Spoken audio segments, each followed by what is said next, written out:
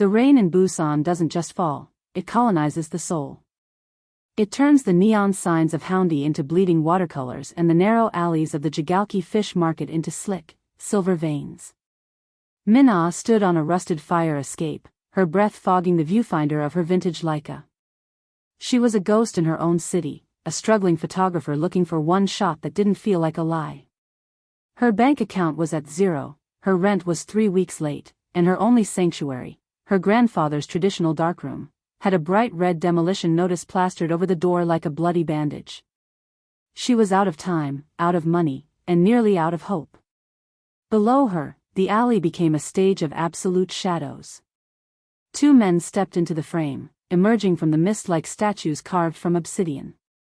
They moved with a synchronized, terrifying grace that suggested they weren't used to being looked at. Minna's finger hovered over the shutter, her heart a frantic drum against her ribs. She watched as they stopped, facing each other in the dead center of the alley. There was no greeting, no word spoken, only the rhythmic patter of rain against trash cans. Then, they reached out. Their fingers locked in a grip so complex, so ritualistic, it looked like a secret language being written in the air. Click. The shutter whispered, a tiny sound that felt like a gunshot in the quiet.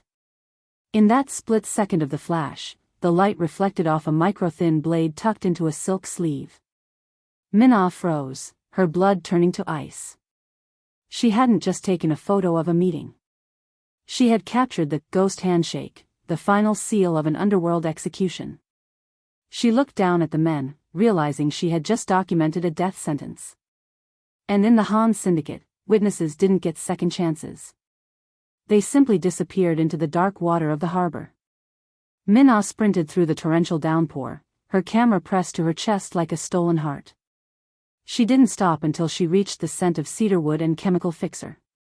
Her grandfather, Halbioji, was hunched over a basin of developer fluid, his eyes milky with age but sharp with intuition. "You're shaking, Minna," he whispered, the sound of his voice grounding her. She didn't speak, she simply pulled the memory card and projected the digital image onto the peeling darkroom wall.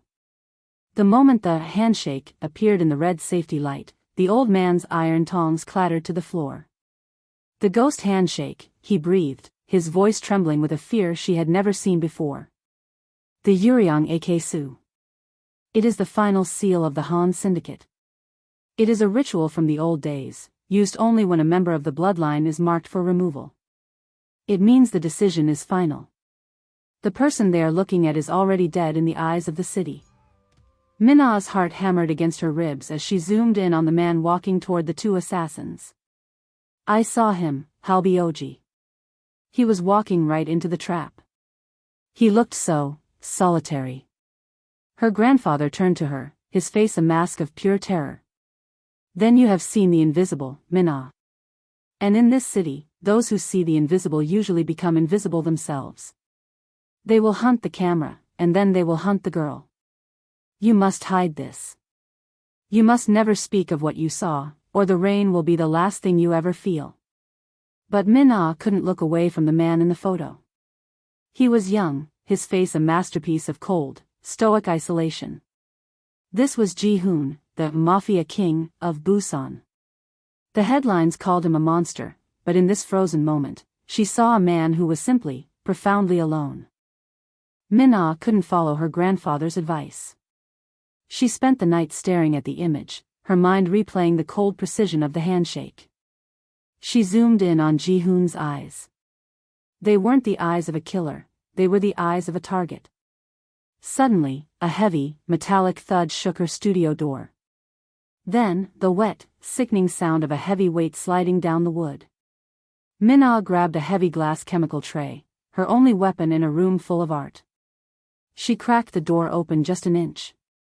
The rain poured in, and with it, a man collapsed into the entryway. It was him. Ji-hoon. His charcoal shirt was soaked dark, not just with water, but with a thick, spreading crimson. He had been shot, the ghost handshake having nearly fulfilled its promise. His eyes, dark and predatory even in the throes of agony, locked onto hers. He didn't beg for mercy. He didn't ask for a doctor. He simply looked at her with a gaze that said, "I know who you are, and I know you were on that fire escape. If you scream," he rasped, his voice sounding like grinding stones, "we both die before the echoes hit the street." Minna's hands shook so hard the glass tray rattled in her grip. She looked at the street behind him. 2 black sedans were already turning the corner, their headlights cutting through the mist like the eyes of deep-sea predators. If they found the king here, they would slaughter everyone in the building to leave no witnesses. She had seconds to make a choice that would define the rest of her life. She reached out, grabbed his solid, blood-slicked shoulder, and hauled the Mafia King of Busan into her sanctuary. Minna dragged Ji-hoon into the secret cellar beneath the darkroom floor, a space originally built to hide forbidden literature during the war. It was cramped, smelling of vinegar, dust, and old paper. She shoved him onto a pile of canvas sacks and slammed the trapdoor shut, covering it with a heavy rug and a stack of drying racks. She had just finished when her front door exploded inward, the wood splintering like bone. Heavy boots shattered the quiet of the studio. Minna stood in the middle of the room, grabbing a microfiber cloth and cleaning a lens with a focused, desperate calm. Uncle Sangu's enforcers stepped in, their presence sucking the air out of the room. They smelled of expensive sandalwood cologne and cheap, raw violence. "We're looking for a lost dog," the leader growled, his eyes scanning the floor for a single drop of blood.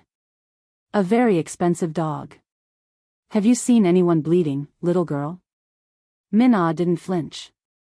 She looked up, her expression a perfect mask of wide-eyed, artistic ditziness. "Bleeding?" she squeaked, her voice pitched perfectly. She pointed to a spilled bottle of red chemical toner on the floor that she had kicked over on purpose. "Only my carpet. And my bank account. This toner is imported from Germany. It's ruined my favorite rug." She started rambling about the tragedy of ruined art and the difficulty of finding the right exposure in the rain. She played the part of the harmless nobody so well that the men sneered in disgust. To them, she was a bug. They didn't even bother checking the floorboards. "If he shows up," the leader warned, leaning into her space, "don't try to be a hero. Heroes in this city end up at the bottom of the bay." Minna waited until the sound of the engines faded into the distant roar of the Busan traffic. She collapsed to her knees, her heart finally slowing down from its frantic pace. She waited another 10 minutes, the silence of the studio pressing in on her. Then, she opened the trapdoor. Ji-hoon was staring up at her from the dark, his hands still gripped around a small, concealed knife. The orange safety light of the darkroom caught the sharp edge of his jaw and the dark intensity of his eyes. "You're a better liar than my best undercover soldiers," he whispered, his voice weak but filled with a strange, grim flicker of respect. Minna didn't smile. She was still terrified. "I'm not a liar," she snapped, her fear turning into a sharp, defensive anger. "I'm a survivor. There's a difference. In your world, lying is a weapon. In mine, it's a shield. Now, keep quiet while I try to figure out how to keep you from dying on my floor." She helped him up out of the cellar. He was heavy, a solid mass of muscle and cold skin. As she guided him to a chair, she realized the magnitude of what she had done. She hadn't just saved a man, she had interfered with the natural order of the city's most dangerous organization. She looked at her camera, sitting on the counter. The photo was still there. The evidence of the betrayal. She realized that Ji-hoon wasn't her only guest. Danger had moved in and settled into the corners of the room. She was no longer a photographer of the soul, she was a guardian of the underworld's greatest secret. Minna sat on the floor, the dim orange safety light casting long, flickering shadows over them. She had to cut away Ji-hoon's charcoal shirt to reach the wound in his side. As the fabric fell away, she gasped. Ji-hoon's back wasn't just scarred, it was a map of 1,000 betrayals. There were long, jagged lines from blades, round, puckered marks from cigarette burns, and the faint, white lines of old stitches. It was the history of a childhood spent in a permanent war zone. "Don't look at them," Ji-hoon muttered, his jaw tight as she pressed a damp cloth to the fresh, oozing wound in his side. "They're just memories. They don't hurt anymore." Minna didn't pull away. She touched the edge of a scar on his shoulder, her fingers light as a feather. A memory is a story, she said softly. This one looks like it hurt the most. It looks like it was done by someone you trusted. He went perfectly still. No one had ever touched his scars without trying to add to them. No one had ever looked at the map of his pain and seen the person beneath the blood. For a moment, the king of Busan disappeared. The predator was gone, replaced by a man who had forgotten what it felt like to be safe in the presence of another human being. My father's brother, Ji-hoon finally said, his voice a ghost.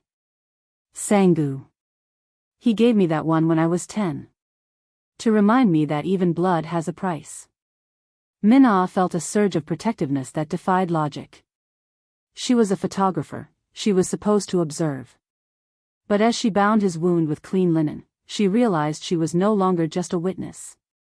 She was the only person in the city holding the king together. The next morning, the scent of toasted sesame oil and spicy broth drifted into the studio. Halbyoji's sister, the blind street food vendor known as Halmiani, had arrived with a tray of breakfast. She didn't need eyes to know the room had changed.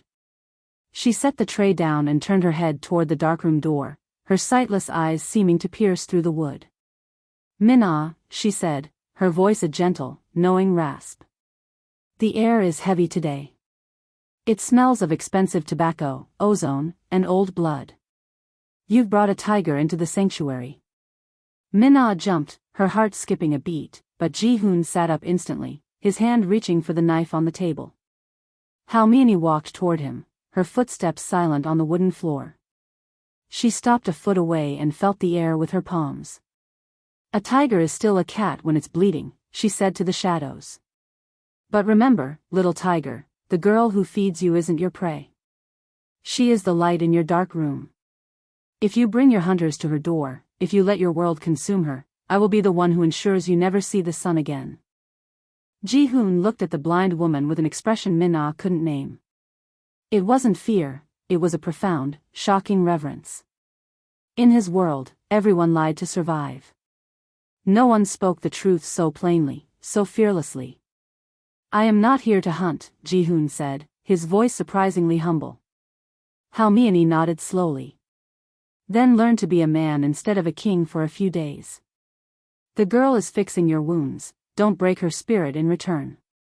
As the old woman left, Minna realized that the tiger was now her responsibility. Across the city, in a penthouse that overlooked the churning sea, Uncle Sang-gu was losing his patience. He was the one who had orchestrated the ghost handshake.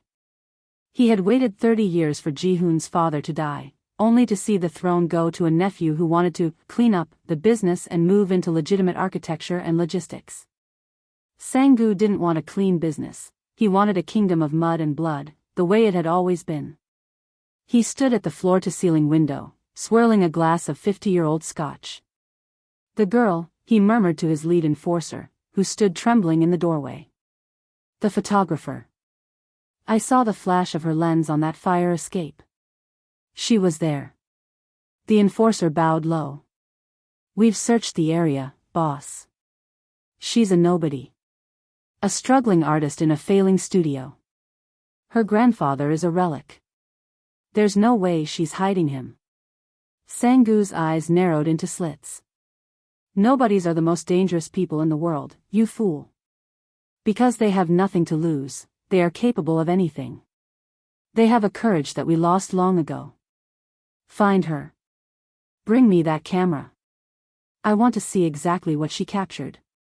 And if the king is with her, bring me his head on a silver platter. I want to see the light go out of his eyes myself. He smiled, but it was a cold, reptilian expression. He didn't just want the crown, he wanted to destroy the only person who could prove his betrayal. Minna woke up the following morning to a strange sound, the heavy, rhythmic idling of a truck outside. She rushed to the door, her hand gripping her grandfather's old cane, expecting a hit squad. Instead, she found 3 delivery men unloading massive, foam-padded crates. What is this? She asked, bewildered. I didn't order anything. The lead delivery man just checked his clipboard. Order 409. Anonymously paid. Professional grade. Inside the crates were thousands of dollars in high-end German lenses, a state-of-the-art digital processing unit, and hundreds of rolls of rare, professional film. Min-ah looked back at the darkroom. Ji-hoon was leaning against the doorframe, his face still pale but his posture regrowing its royal, untouchable edge. He was paying for his sanctuary the only way he knew how, through power and transactions. "I don't want your money, Ji-hoon," she said, her voice tight with a mix of pride and fear. "I didn't save you for a new lens."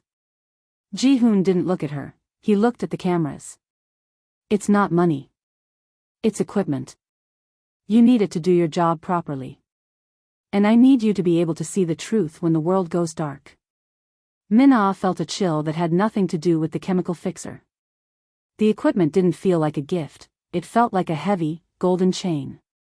He was binding her to his world, piece by piece. She realized that in the Mafia, even a "thank you" carried the weight of an obligation. "Show me how it works," Ji-hoon said that evening.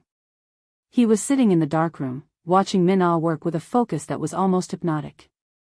The red safety light cast a hellish, beautiful glow over his sharp features, making him look like a phantom. Min-ah hesitated, then guided his hand to the basin of developer fluid. She placed a blank sheet of photo paper into the liquid and told him to watch. Slowly, as the chemicals reacted to the light, an image began to bloom on the white surface. It was the photo she had taken of him in the alley, but she had cropped out the assassins and the glinting blade. It was just his face, caught in a moment of pure, raw vulnerability. Ji-hoon stared at the image as it darkened. He didn't look like a monster or a king. He looked like a boy lost in a storm, searching for a shore he couldn't find. "Is that how I look to you?" he asked, his voice barely a whisper, cracking for the first time. Min-ah looked at him, then back at the photo. "No," she said softly. "That's who you are. The king is just the mask you wear so they don't see the person who is still hurting." Ji-hoon reached out, his fingers hovering just an inch above the wet paper. For the first time in his life, someone had looked past the title and the blood and seen the soul underneath. He looked at Min-ah, and the silence between them was no longer filled with fear, it was filled with a terrifying, beautiful recognition. But light is an enemy in a city built on shadows.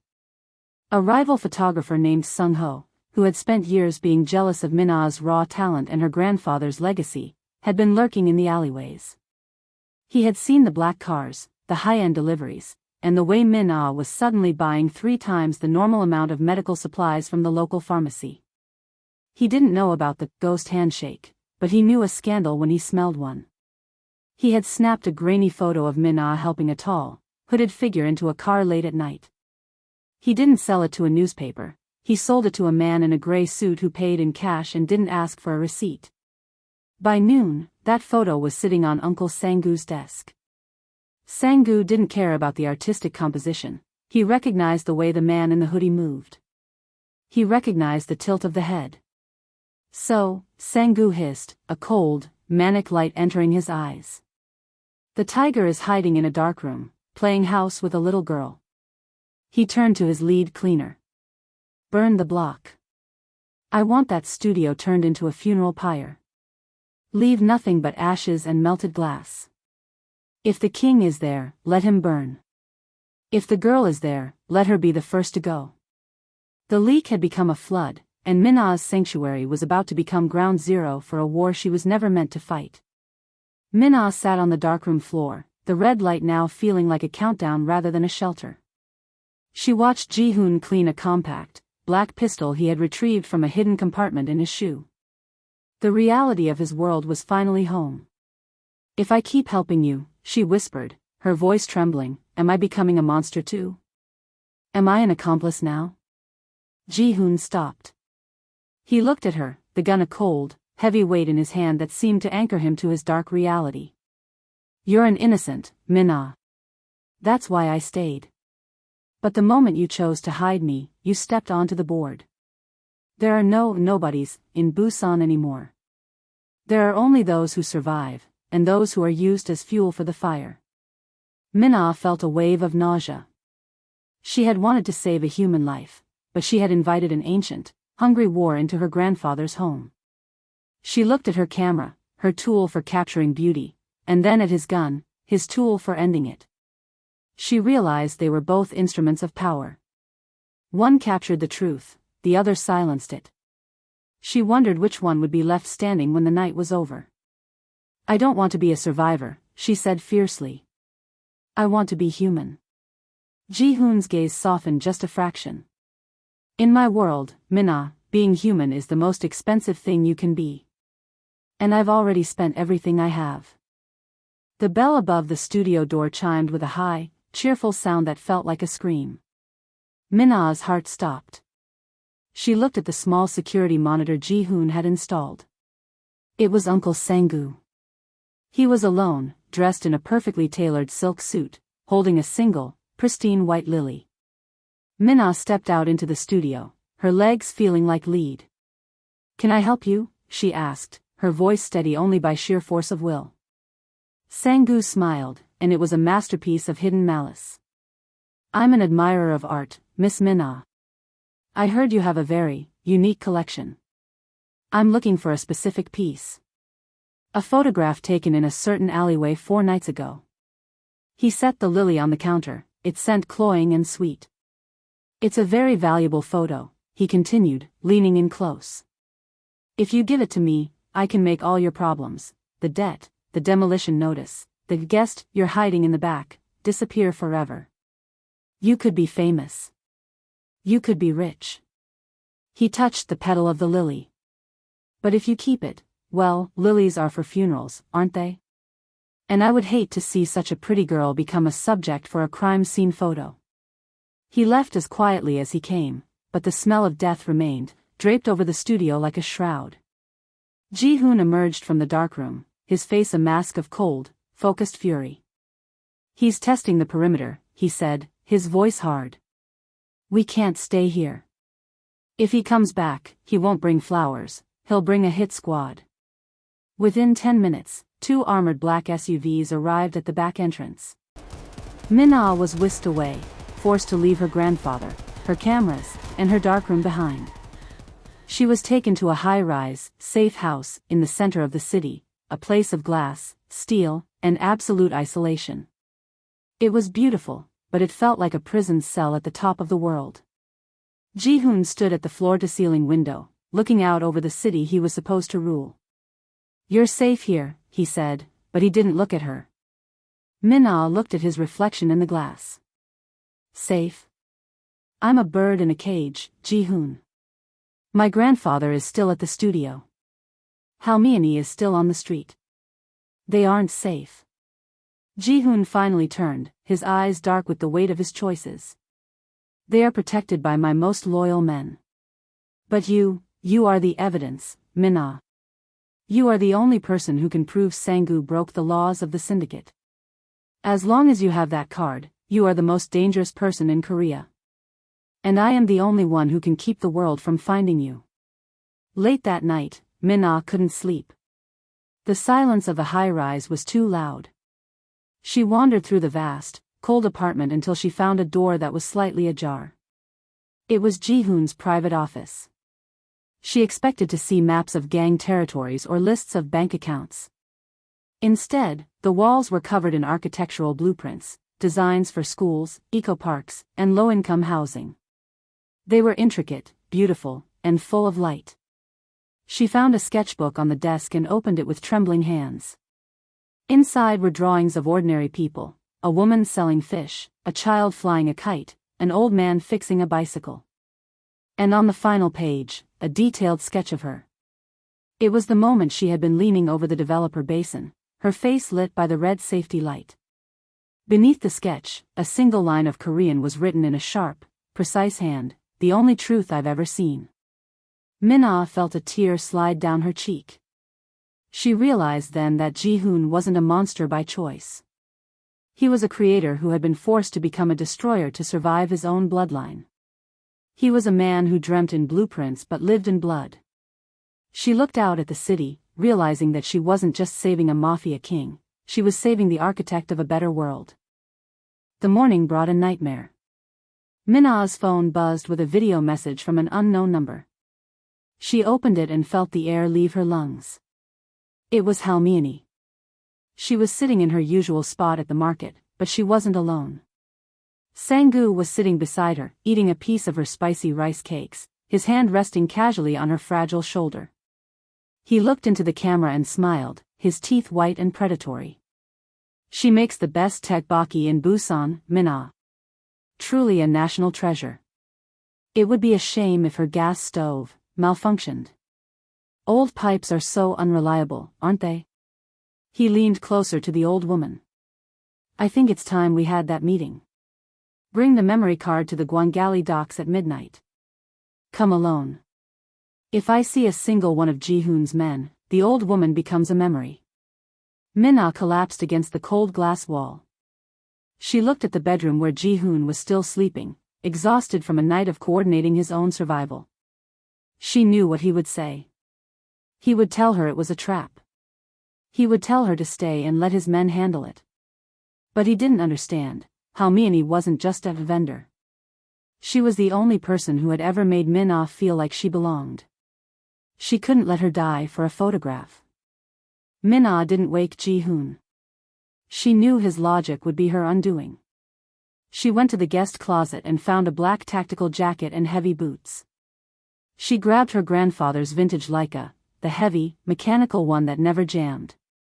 She didn't have the memory card. Ji-hoon had hidden it in a safe she couldn't open. But she had something better. She had the skill of a woman who knew how to frame a story so that the world couldn't look away. She slipped past the guards using the service elevator she had mapped out during her sleepless hours. She stepped into the cool, salt-tinged night air of Busan, the city feeling like an enemy territory for the first time. She wasn't the clumsy artist anymore. She wasn't the nobody. She was a woman heading to the most important shoot of her career. As she hailed a taxi, she realized that Ji-hoon had been wrong about one thing: she wasn't being used. She was choosing to play the game. She was going to use the only weapon she had, the light, to fight the shadows. She looked at her camera, its lens reflecting the streetlights. I'm coming for you, Halmione, she whispered. And I'm bringing the whole world with me. As Minna's taxi pulled away from the high-rise, a figure stepped out from the shadows of the lobby. It was Ji-hoon's lead bodyguard, the man who had been his brother in arms since they were children. He pulled out an encrypted phone and dialed a number he had memorized years ago. She's on her way, Sang-gu, the bodyguard said, his voice flat and emotionless. Just like you predicted. She's alone. Sang-gu's voice crackled over the line, sounding like dry leaves being crushed. Good. And my nephew? Is the king still dreaming of his blueprints? The bodyguard looked up at the darkened penthouse window. He's still asleep. I've jammed the signal in the room. He won't know she's gone until it's time for her to be a headline. Excellent, Sang-gu purred. Kill the girl as soon as she hands over the card. And make sure the old woman disappears quietly. I don't want any more witnesses in this city. The bodyguard hung up, his face a mask of iron. In the world of the Han syndicate, loyalty wasn't a bond, it was a currency that was constantly devaluing. He didn't hate Ji-hoon, he just wanted to be on the winning side of history. He watched the taxi disappear into the traffic, knowing that by sunrise, the tiger would be truly alone. Ji-hoon woke to a silence that felt like a scream. He checked the monitors. The hallway was empty. He checked the service elevator log, accessed 10 minutes ago. He tried to call Minna, but the signal in the room was dead, a jammer humming quietly in the corner. He realized the betrayal in a heartbeat. The bodyguard. The only man he had trusted. He didn't panic, he moved with the surgical precision of a man born in blood. He ripped the signal jammer from the wall and called his only remaining loyal contact. The Gwangali docks, he rasped, grabbing his coat and his weapon. Now. Move everyone we have left. He knew Sang-gu's mind. This wasn't an exchange, it was a mass execution. He drove through the Busan streets like a man possessed, his heart finally feeling the weight of the fear he had spent his life denying. For years, he had been afraid of losing power. Now, he was afraid of losing the only person who had ever seen his soul. "Don't die, Min-ah," he whispered, the rain lashing against the windshield. "I haven't shown you the park yet. I haven't shown you the light." He pushed the engine to its limit, the city a blur of neon and shadow, a king racing to save the girl who had saved him first. Midnight at the Guangali docks. The air was thick with the scent of salt, diesel, and impending death. Min-ah stood at the end of a rusted pier, the waves crashing below like hungry mouths. Sang-gu emerged from the darkness, Halmini gripped by his side, a knife pressed to her throat. "The card, Min-ah," Sang-gu shouted over the wind. "Give it to me," and the old woman walks. Min-ah pulled a small, silver SD card from her pocket, a blank one she had taken from the darkroom.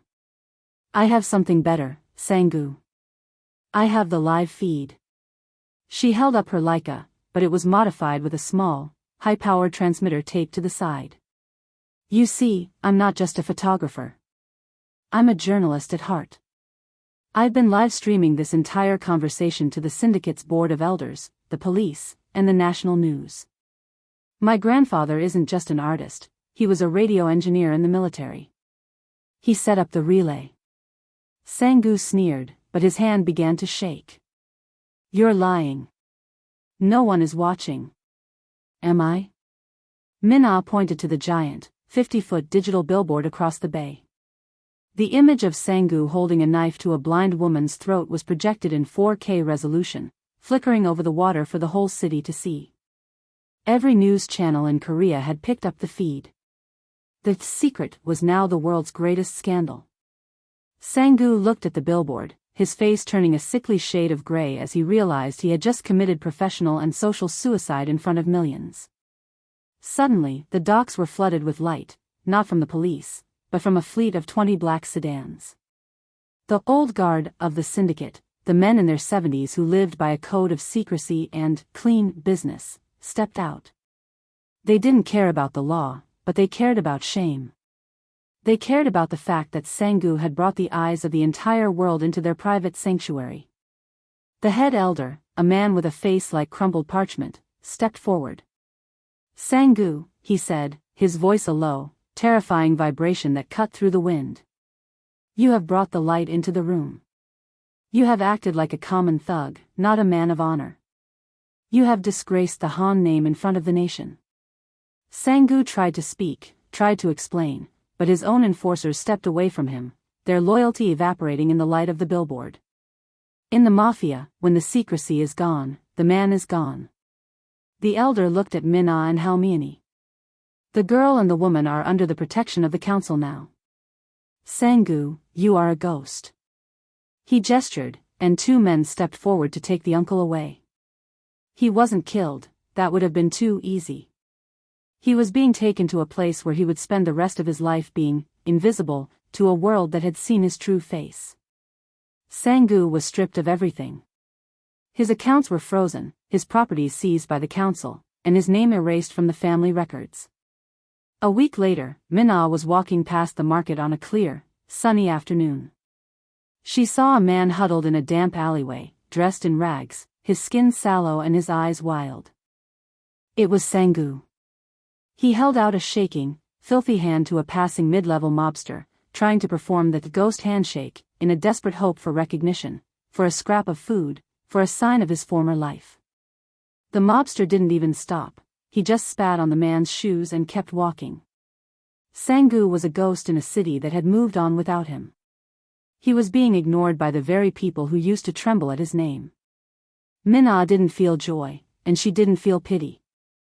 She felt the cold, hard weight of poetic justice.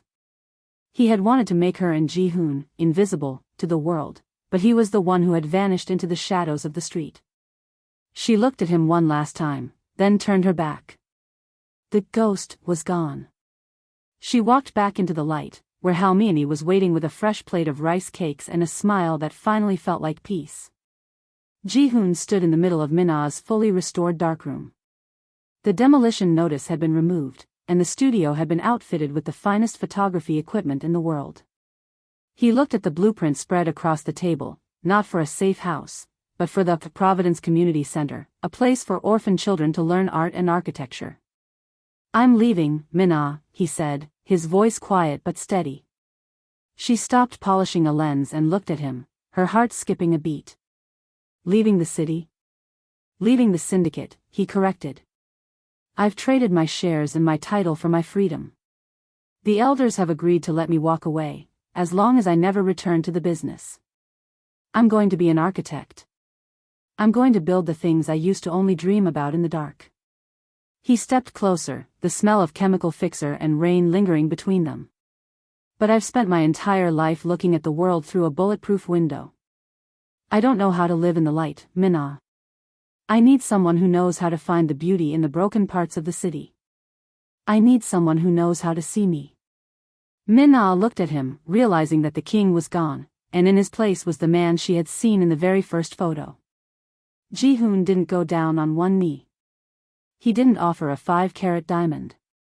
Instead, he handed Minna a small, leather-bound box. Inside was his father's heavy gold signet ring, the symbol of the Mafia King's power. But the gold had been melted down and reshaped into a simple, elegant band with a single, raw emerald set in the center. "This was a symbol of fear for 30 years, he said, taking her hand in his. His palm was warm, real, and steady. "Now, it's a symbol of change. I don't want to be your king, Minna. I don't want to protect you from the world.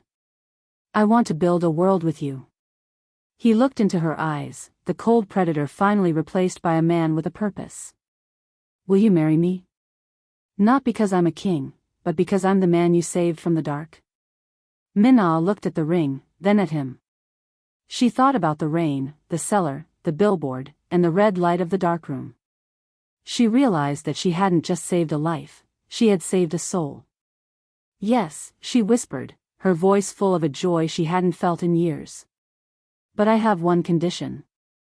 I get to take the wedding photos. I want to make sure the world sees how handsome you look when you're happy."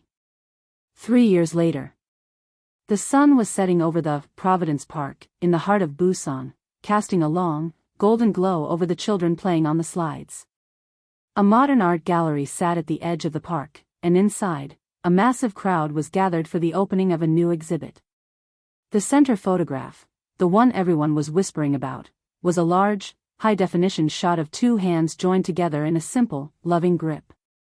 The title of the exhibit was, "The Day I Found My King." Minna stood at the back of the room, her hand resting on her pregnant stomach, her eyes bright with pride. Ji-hoon stepped up behind her, wrapping his arms around her waist and resting his chin on her shoulder. He was no longer a ghost, he was a husband, a father, and the most respected architect in the city. As the audience looked at the photos, they didn't see a mafia story. They didn't see blood or betrayal. They saw the power of one woman with a camera to shatter a kingdom of lies and build a legacy of truth. A secret can end a life, but a truth can build a world. Minna saw what no one else would, and in doing so, she saved a king. Would you risk your life for the truth, or would you stay invisible? Let us know in the comments below, and remember, some photos are worth more than 1,000 words. They are worth a lifetime. Subscribe for more stories of justice, love, and the secrets that bind us.